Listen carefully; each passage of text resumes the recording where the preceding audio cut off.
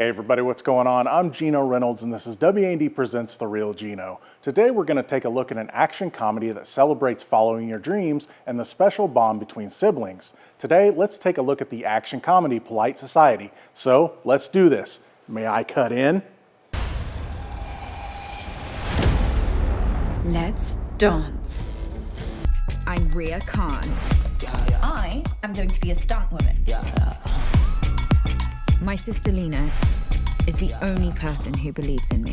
But lately, she's been seeing this guy who I think is a bit of a smarmy wanker. Raya wants to become a stunt woman, but in a culture that somewhat frowns upon women doing such things, she has her work cut out for her.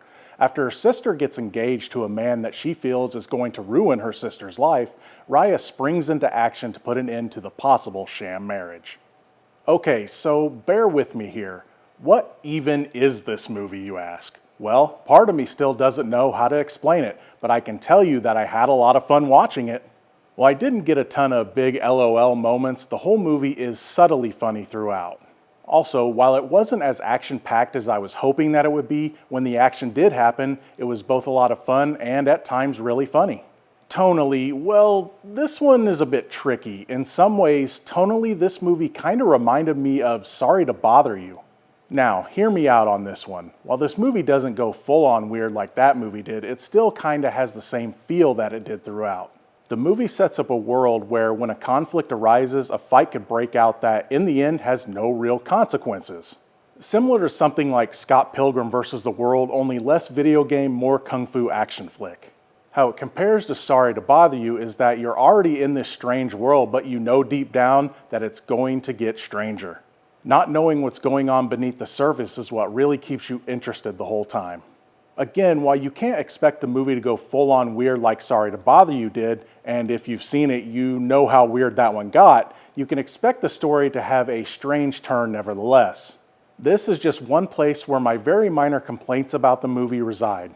First, I would have loved to seen this movie go even more strange than it did.